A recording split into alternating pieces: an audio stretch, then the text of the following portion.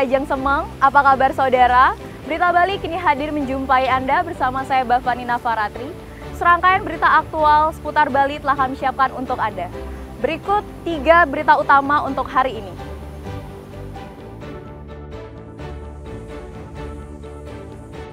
Dampak cuaca buruk, ribuan orang terserang infeksi saluran pernafasan atau ISPA di Karangasem.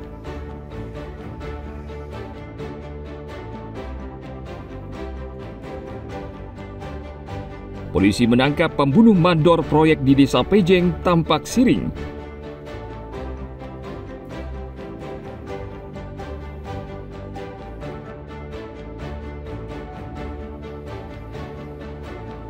Tiga warga Australia yang terlibat penembakan 2 warga negara asing dalam villa di Mugu, Badung, terancam hukuman mati.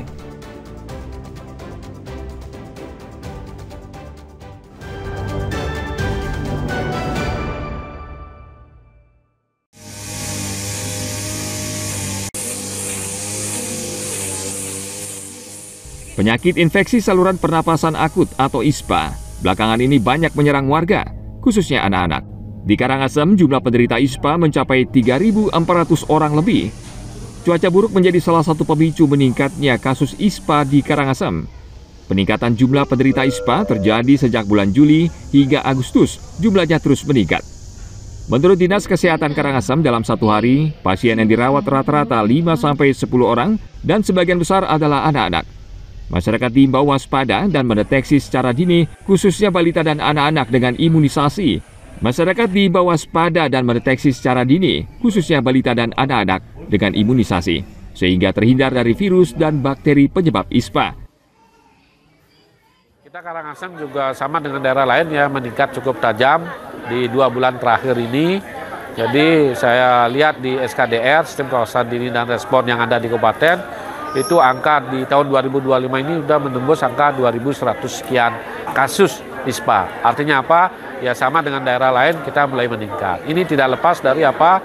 Ya memang cuaca yang mendukung seperti ini jadi memperberat situasi kasus ISPA. Kemudian di samping juga kelembaban, kemudian ketahanan tubuh juga dengan cuaca seperti ini ya berisiko untuk kasus ISPA yang sebelumnya mungkin bisa dilawan oleh kekebalan tubuh menjadi penyakit. Infeksi saluran pernapasan akut disebabkan virus, bakteri, dan jamur yang menyerang bagian saluran pernapasan mulai dari hidung, tenggorokan, hingga paru-paru. Biasanya penderita mengalami gejala batuk, pilek, dan demam. ISPA ini juga menular dan sebagian besar menyerang anak-anak dan lansia. Tim Liputan melaporkan dari Karangasem.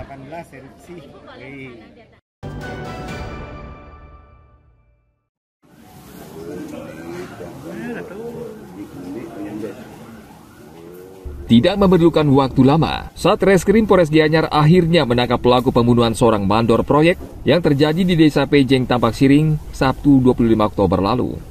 Ketiga pelaku sempat lari keluar Bali dan akhirnya ditangkap di daerah Gunung Gumitir di perbatasan Banyuwangi, Jember, Jawa Timur. Menurut Kapolres Gianyar AKBP Chandra C. Kesuma, setelah menghabisi nyawa korban, para pelaku mengambil sepeda motor korban lalu membawanya kabur. Polisi meyakini ketiga pelaku berkomplot membunuh korban berdasarkan penyelidikan tempat perkara dan keterangan saksi. Para pelaku adalah orang yang terakhir bekerja bersama korban selama 5 hari terakhir. Mereka mengakui perbuatannya dan motifnya sakit hati karena korban kerap memarahi dan memperlakukannya secara kasar. Karena pelaku merasa sakit hati karena sering dimarah-marahi, kemudian mendapatkan tamparan dari korban karena pelaku tersebut adalah anak buah daripada korban. Korban adalah mandor, kemudian 3 orang pelaku ini merupakan anak buah dari mandor tersebut. Awalnya dipukul bagian kepala, selanjutnya menghilangkan nyawa dengan cara menggorok korban dengan menggunakan gergaji. Untuk barang-barang yang diambil diantaranya yaitu sepeda motor. Sepeda motor dibawa kabur ke Jember. Kasus pembunuhan ini menggegerkan warga Desa Pejeng, Tampak Siring. Para pelaku menghabisi nyawa korban di area persawahan Subak dalam Tenggaling pada hari Sabtu 25 Oktober silam. Saat ini ketiga pelaku berada di Mapores Gianyar. Mereka terancam hukuman penjara karena melanggar pasal 338 KUHP tentang pembunuhan. Tim Liputan melaporkan dari Gianyar.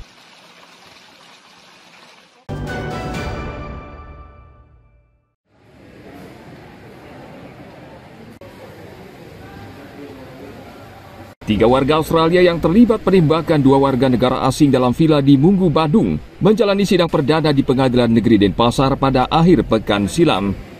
Dalam dakwaannya, jaksa mendakwa ketiga warga Australia tersebut dengan hukuman mati. Ketiga terdakwa menjalani sidang dengan berkas terpisah. Jaksa menyatukan dua terdakwa Melfoot Koskun dan Middlemore Tupu dalam satu berkas. Sedangkan Darcy Francisco yang merupakan otak penembakan dalam berkas tersendiri. Dalam sidang perdana, jaksa mendakwa ketiga terdakwa dengan hukuman mati karena melanggar pasal berlapis KUHP Junto dan Undang-Undang Darurat Nomor 12 Tahun 1951 tentang kepemilikan senjata api dan ancamannya hukuman mati. Kita sama-sama sudah mendengar hari ini agenda persidangan, jaksa penuntut umum membacakan surat dakwaan. Pasal yang didakwakan sama seperti dari awal proses penyidikan terhadap kedua terdakwa. Tidak ada perbedaan. Pasal 340 untuk 338, 351 ayat. Kenapa tidak mengajukan eksepsi? Kenapa tidak mengajukan eksepsi? Nah, itu masalah tidak mengajukan eksepsi itu kami belum bisa jawab di sini. Itu tentu ada kesepakatan kami dengan klien. Sidang berlangsung di Pengadilan Negeri Denpasar dengan pengawalan ketat aparat kepolisian. Seperti diberitakan sebelumnya, Sanar Ganim dan Zivan Ratmanovic, dua warga Australia yang menjadi korban penembakan di sebuah villa di Munggu, Badung pada 14 Juni 2025 silam. Zivan Ratmanovic tewas dalam serangan tersebut, sementara Sanar Ganim lolos dari maut.